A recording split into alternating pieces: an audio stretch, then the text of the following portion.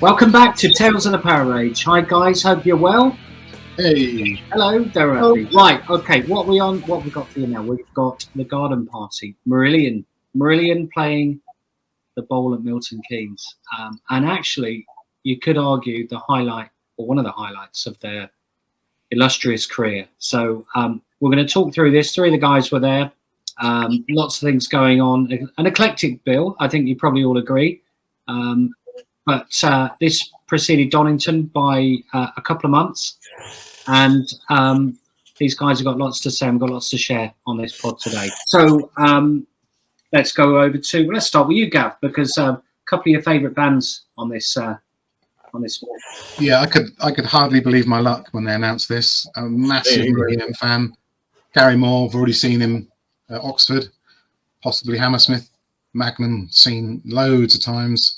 And we were already into the Mamas Boys, so as long as it began with an M, it was good in my book on this bill.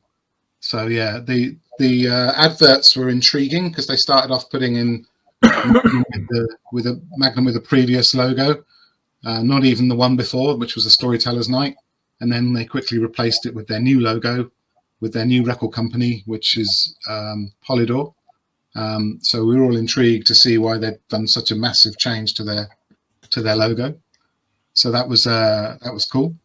And then standard fare, we've got the poster, the program, and the ticket. So me and Jam both bought the program, and it's here. Absolutely tons of good stuff and tons of merch sheets as well, which I'll show you in a minute. That was the colour poster, which I also had on my wall. And the ticket is here. The obligatory Metcalfe ticket. Afraid so. Very good. And ticket was £12. £12, yeah? 13, isn't it? Yeah, 12 on the day. 13 on the day. So 13 on the day. It would have been 12 for us because we were organised. And the other thing is the Heartbeat. So I don't know if this was the first one, but a lot of tours were sponsored by Harp at the time, which was a lager, and you always had a page in the program of advertising Harp. Cool. How did you guys get there? Can you remember? I think it was a lift. It was fairly local. Yeah. Together. So it was probably one of our parents that took us. Yeah. It wasn't a big challenge for us for once. Okay, good. These were the T-shirts, or some of the T-shirts. There's loads in the program and in the merch sheet. But yeah, the curious thing about the Milton Keynes T-shirt is if you're wandering around down the street in Milton Keynes with a Milton Keynes T-shirt on, it didn't say anything about what it was, when it was, who was there. So you just look like a local councillor for Milton Keynes wearing that. But on the back, it redeemed itself with the classic lineup with all the logos. So that was brilliant. And then they had lots of event shirts and, again, cool designs from their resident artist, Mark Wilkinson. Multiple merch sheets in the program.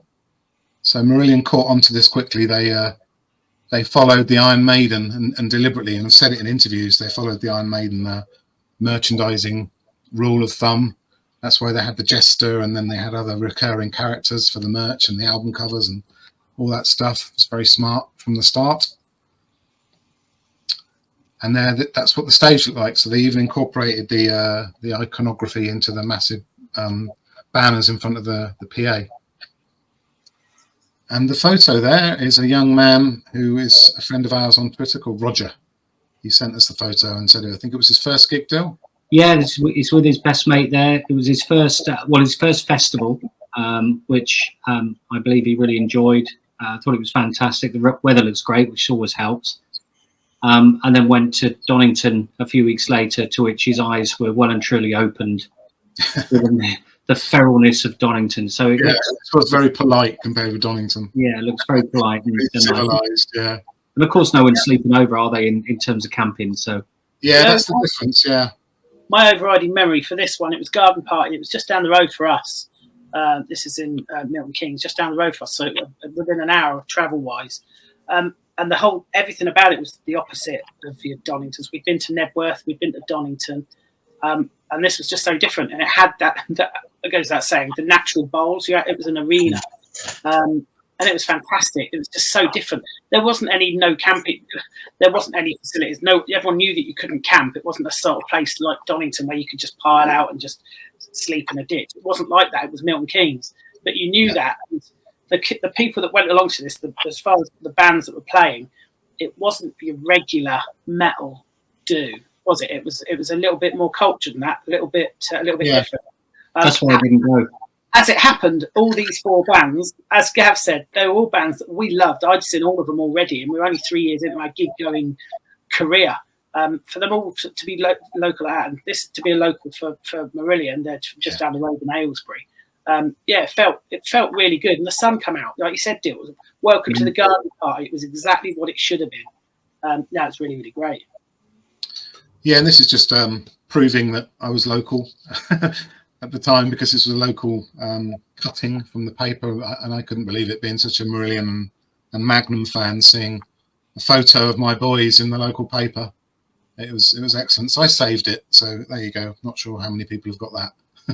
But there's an ambulance going through the crowd, and I do remember that, actually. I think someone had sunstroke or something, because it was that hot. It was a dust bowl as well as a fish bowl. Okay, so first band. Yeah. Sorry, Gav, go on.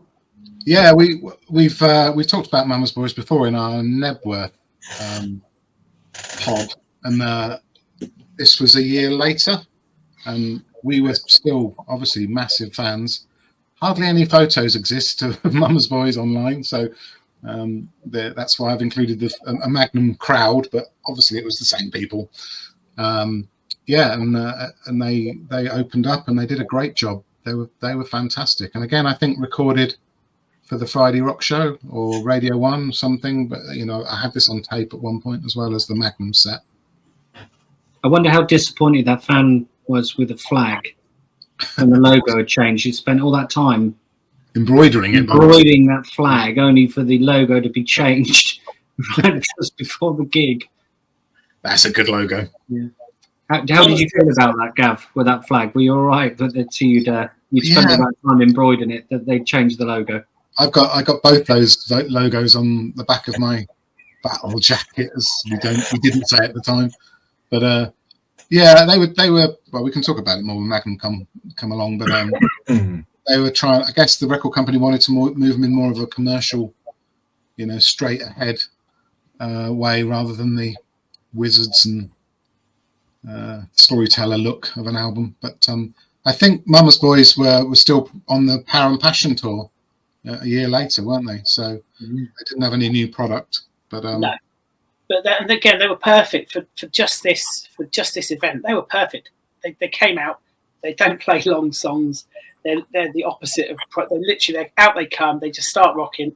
They're one of those bands you're just going to be tapped. If you don't know them, you can't dislike them.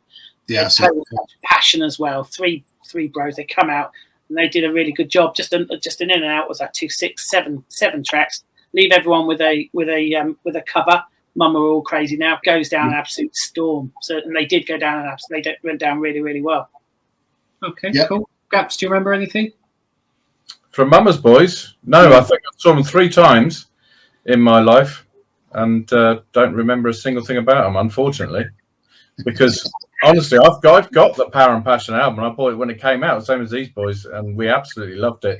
On ECT, they were amazing, but I just don't remember them. It's just so sad. I love your consistency. It's absolutely awesome. Well, I'm going to get inconsistent on the next band. So good, I'm pleased. Awesome. Brilliant. Let's go to Magnum then, Gav. Yeah, I'm a card-carrying super fan of Magnum, as you may have fussed already. So I've got quite a bit of stuff over the years. So we will be doing more Magnum poddies, more specific stuff. But this era, I was knee-deep in my obsession. So I was writing to the band, and at the time, the singer's mum, Ollie Catley, was the fan club secretary or head, and she used to write handwritten notes to everybody, and she was absolutely brilliant. So I'd already written about, the fact that we were going, and maybe made song suggestions and all kinds of stuff like you do when you're young. And so yeah, they were about to release a new album. They'd been away recording with Roger Taylor from Queen with their new record company Polydor, so they were on a major label for once. And they either had or just about to release Lonely Night, which was the first release on Polydor. This is a double 7-inch with live tracks, and there's a 12-inch version signed, which we got signed later on that year when we went to Hammersmith Odeon. And part of my relationship with the fan club was we got backstage, but we can do another pod about that another time. So they opened with a song we didn't know, and Bob actually said, "You didn't know that one, but you do know this one, Changes." So obviously Changes is a very old song from the second album. And then a couple of, the classic, How Far Jerusalem from the hit album On a Storyteller's Night, and then another new one. And then, continues with the classic, but they ended with a song we didn't know, which was When the World Comes Down. And it went down great. I don't remember not knowing it, but it's it's a great song. And I think because I've had the tape of the radio recording for so long, you don't really remember that you didn't know it at the time. But something else that comes up in the letters that I've received about this particular gig was I got told that they had to drop a song due to sound problems. So I assume they had sound problems before the gig and they had to cut it short or something. But I certainly don't remember them. I don't remember hearing that they had sound problems on the day. And this is just for, I'll be quick, but it's just for the super nerds. This was a letter. Need a nerd alert here. Yeah, hang on a minute. Guilty. So this is an excerpt from a letter that I got afterwards from the singer's mum, and she carefully drew out the backstage area where all the bands had their tents and their hospitality, and where she stood when she took photos of the band, and she went out on stage and took photos of the crowd and got a cheer because people recognised her, or the fans did. So yeah, it was a really lovely letter. They got picked up by the manager who had organised a coach and took them from Tamworth down to Milton Keynes, and a good day was had by all, and they went down a storm. Jam, anything to add? Well, it's just the fact that this was a massive day for you because Magnum were on a bit of a big stage, and they're about to go really big because you dragged all of us had our own different favourite bands. Magnum was Gav's amongst others, but this was the main one. I remember I'd go along with you to Dunstable Queensway Hall, to St Albans, and we'd gone backstage at one of their first gigs, like a couple of years before that. Do you remember? We went backstage, as in we just stayed at the front when they'd all gone off, and we just waited there. And then the roadie said, "What are you waiting for, lads?" We said, "Can we come backstage?" And they went, "Come on then." So we just got up on the stage and then walked through to the back to then meet the band. Do you remember that? And it's just, they're the sort of memories. And now suddenly we were seeing them in front of 30,000, 40,000 people. So already they'd come a long way. So I think for you, this was a big deal for you, wasn't it, at the time, in front of this many people? Yeah. It was coming to fruition. So, but no, that record they're about to do, it's one of my favourite. Vigilante's a brilliant song. Yeah, and they've got a stable lineup as well, which is important. When we were seeing them back in the day, we didn't really know who we were going to get. When it was not Milton Keynes, when it was St Albans or Dunstable, or those early 84 and 85, they did have a lot of lineup changes. Mark Stanway left to go to Grand Slam with Phil Lynott, for example, but they had a top-notch drummer in Nicky Barker, and Mark was back, and everything was good with the world. They even got their image together a little bit.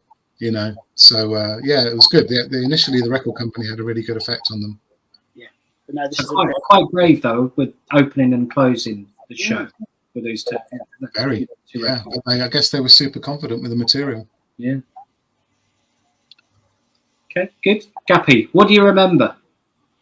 Everything about Magnum, because as Jammy's already said, Magnum were one of my favourite bands. Gav got me into Magnum in early 1981, or sorry, late 81, when we first met at secondary school, and he played me the Magnum 2 album.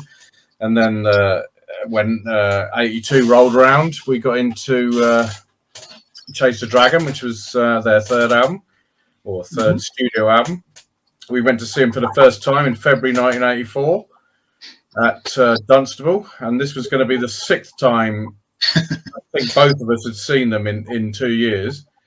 Probably Jamo as well.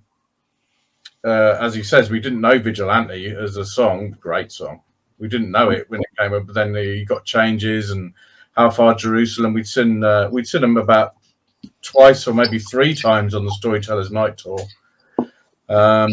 What a fantastic band. They absolutely ruled it. And what he's saying about the lineup changes, we had I think the first time we saw him, or even maybe the second time, we had Lawrence Archer on guitar. Yeah.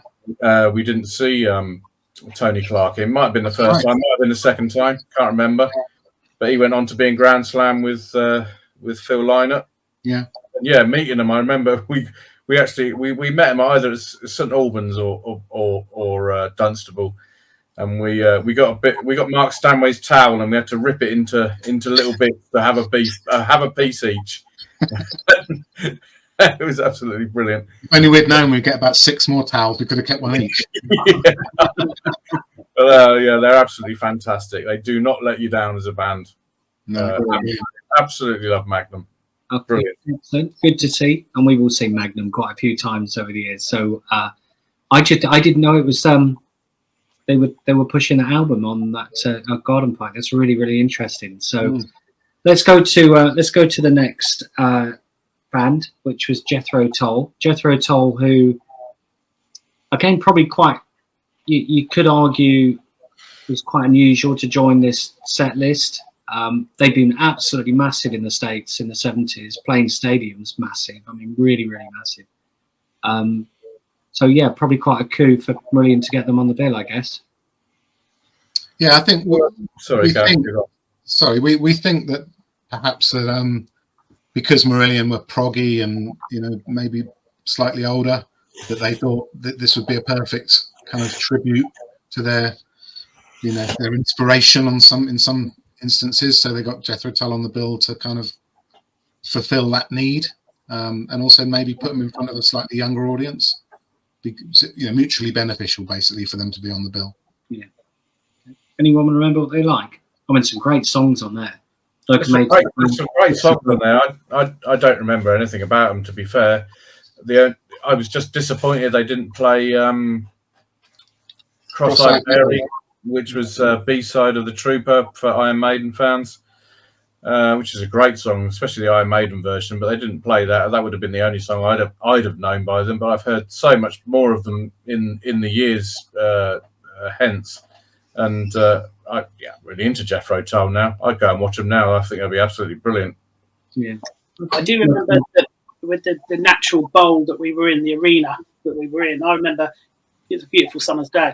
I remember going and sitting outside and thinking, "Oh, this is lush," because I'd been a couple of bands. I was a couple of bands in, a bit tired, sitting up. It was lovely. I remember saying something along the lines of, "Is that an effing flute that bloke's got?" What? I was a metalhead, and there's a band with a flute going on. I know I liked Marillion a lot, but it's like, what the gap is? What the flute is that? What the heck? So yeah, I didn't watch them at all, so I apologise. I can't give a fair verdict on them, so I just didn't even give them. I think they're probably well paced for us because we could go off and have a beer. And that's why it was nice. A breather, yeah. Funny thing is, though, Gavi and Anderson actually lived about a mile from you. Yeah, he lives up in Scotland. Yeah, very, very interesting. I was listening to an interview with him, about a week ago, and he was just talking about how they were the trailblazers for prog in the 70s, and they opened the door for many prog bands to follow. And I think that's certainly probably true. I mean, he's a very talented musician. And there was someone else, I can't remember who it was, that had been talking about Ian Anderson, and they said his ear for music was unsurpassed in terms of how you could hear something and play it back. So they're certainly well respected, aren't they? They They were massive, though, weren't they? As we were saying, they were massive in the 70s and that. Oh, in the States, they were selling out stadiums. Jam. I mean, yeah, incredible. My dad was a big fan of Jethro Tull, so I grew up listening to a lot of Jethro Tull. I know most of those songs, actually, ironically. It's a brilliant name, brilliant logo as well. Yeah, I like the logo. Yeah. Yeah, and what we touched on a little bit, we were talking about this earlier, and ironically, they ended up bagging the Grammy. Was it 1989, 1990 in front of Metallica? So sadly, that's probably what they're most famous for in this decade. Best hard rock act or something. Yeah, yeah. So, anyway, that's Jethro Tull. So one more bit of nerdy stuff that people might be interested in is if you look up Fish, Sheep and Rock and Roll, which is a BBC documentary, or a documentary anyway. It's on YouTube. You can see quite a bit of Milton Keynes because they interview Ian while Magnum are playing in the background, and they show a lot of songs and the crowd actually from this show on that documentary. So I didn't know that till very recently, but it should be interesting if you like Jethro Tull. Thanks, Gav. And look, just before we go on to Gary Moore, for those of you who've never been to Milton Keynes Bowl, Jamie makes a really good point that it's really different from many other festivals that you go to because it's sort of banks at the side all the way around, so you can just go and sit and chill and still be relatively close to the action. So there's a brilliant picture, I think, of David Bowie playing Milton Keynes Bowl where it's absolutely rammed and all the side banks are absolutely packed. It's a good and interesting venue, albeit not for camping. No, underused, but we did hear that they might be bringing it back. So yeah, okay, good. Sorry, should we move to another one of our favourites, Gary Moore? So, Gaps, do you want to kick off with Gary Moore? Because I know you're a big fan. Well, you just got to check out the songs on this on the set list. I mean, I was an absolute massive fan of Gary Moore, and he starts with 5 of the best songs that he's ever done. So, yeah, I mean, you can't go away from it. The man, you just look at the picture down the bottom there. Look at that. I mean, there might have been some empty spaces above it, and maybe that's why they've cut the photo off there. But he was absolutely immense that day, absolutely immense.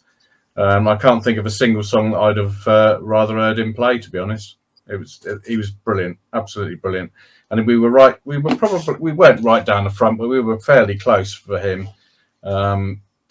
Probably the same place we were for Magnum because we'd gone down the front for them. But we moved back to later on in the day for Marillion. But yeah, fantastic. Absolutely loved it. Thanks, Gaps. Jam, we'd seen him the year before in Oxford as well, right? Yeah. Yeah.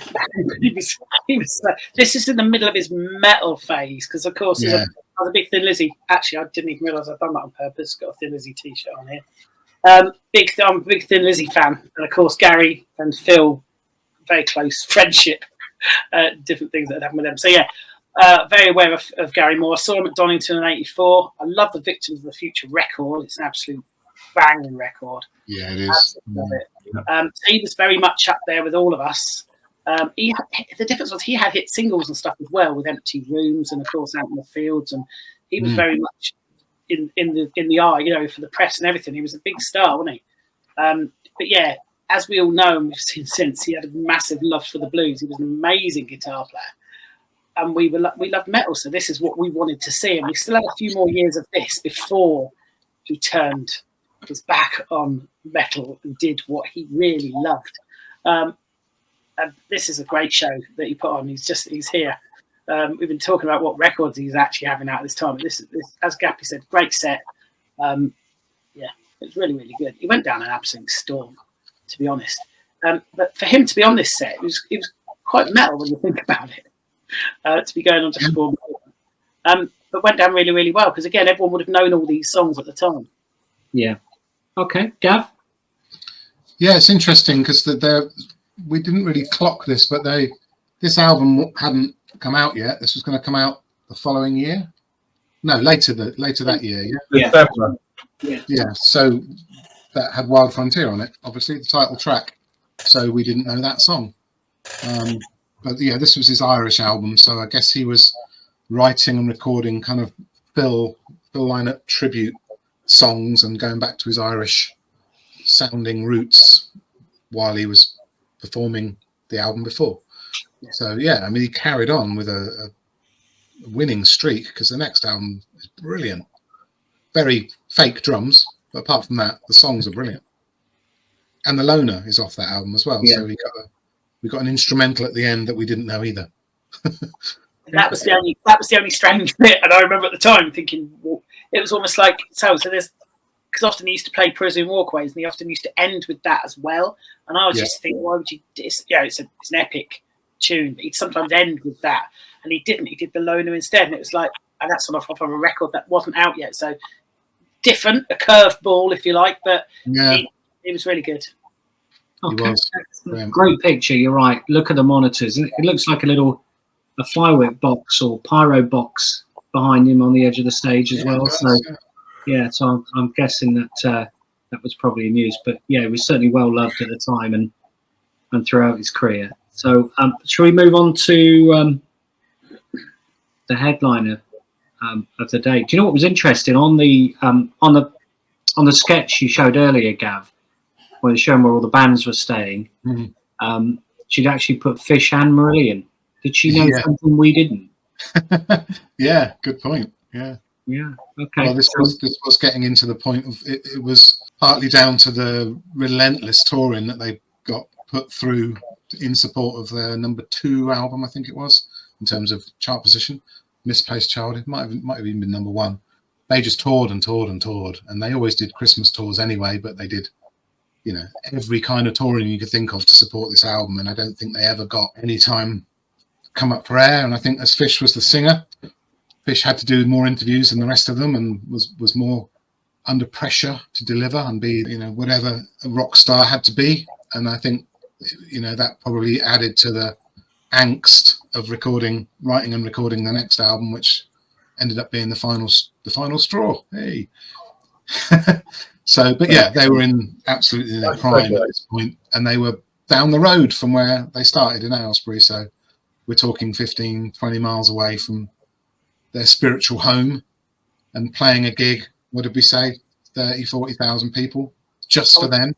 I was watching a video clip. I was watching a video clip off YouTube just the other day of them coming on stage. Someone, I'm guessing, had a massive camera on there, and it's Fish coming on, and it's really buzzing. It's a great atmosphere, and as people are rushing to get to the front like they do. And he says, he's welcome Milton Keynes. I love it when they change, when you're doing the welcome, and he says Milton Keynes twice in the first sort of couple of lines. I haven't seen that. I want to see that. Brilliant. And then it's you feel like a tape chewing, and that's the end of the clip. So it's not a long clip. Have a look at it. It's really good. But that sounds awesome. Looked so proud to be there in front of Milton Keynes. It's really good. But I think if a fan could write the set list at the time, they'd write this set list.